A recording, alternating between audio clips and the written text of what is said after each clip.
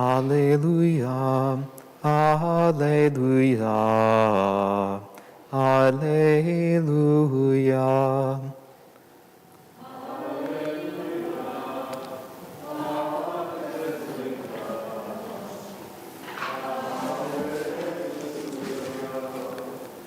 Your word, O Lord, is truth.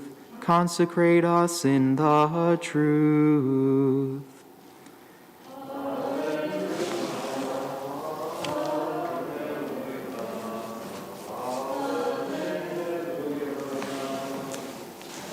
The Lord be with you.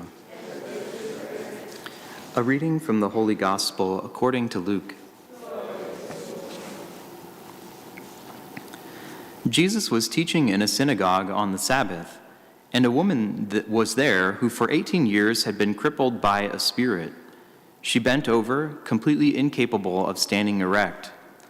When Jesus saw her, he called to her and said, "Woman, you are set free of your infirmity."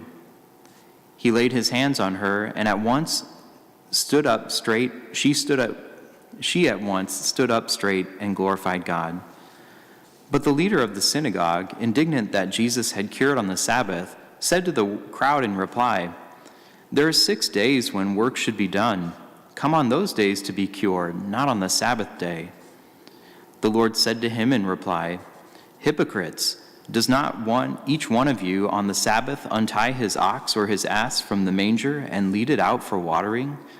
This daughter of Abraham, whom Satan has bound for 18 years now, ought she not to have been set free on the Sabbath day from this bondage?" When he said this, all his adversaries were humiliated, and the whole crowd rejoiced at all the splendid deeds done by him. The Gospel of the Lord.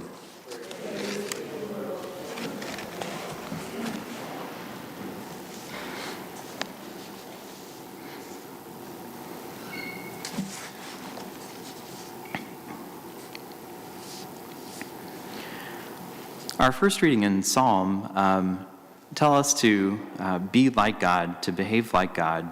But there's a part of that which is worth our reflection on too. Of course, in itself, that instruction is worth our reflection on. But something special, I think, that's contained in it, especially in the way it's phrased in the Psalm: behave like God as his very dear children. For it is, in fact, love that brings us to behave like God. We want to imitate one that we love so deeply.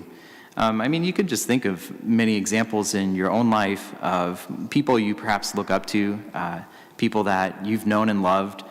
Maybe it's your parents, maybe it's other people that you've known and loved, who, because you love them so much, you're like, you wanted to be like them. Maybe growing up or maybe even into adulthood, I want to be like that person because you love them and you see the goodness in them. And something that is good, we need to continue to cultivate in our own lives is that sense of love of God. And it won't always be something of emotions perhaps that we experience, but to love him as much as we love our dearest friend, and even more than that, in the same way that we love our dearest friends, and even more than that.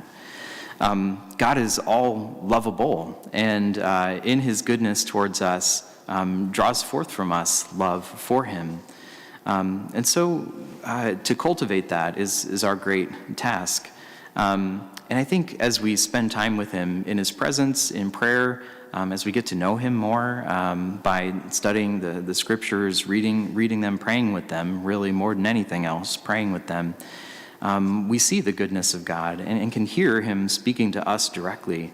And in all of our concrete ways and walks of life, he shows us his love day by day, hour by hour, and minute by minute.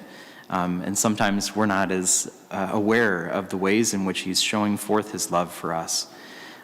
So God is so good and so lovable. And as we grow in loving him, it's that sense of, I want to please him and I want to be like him, comes forth naturally, so that we can behave like God, be imitators of God, as St. Paul says in the first reading. And so live the life that God has planned for us, which is the life for our joy.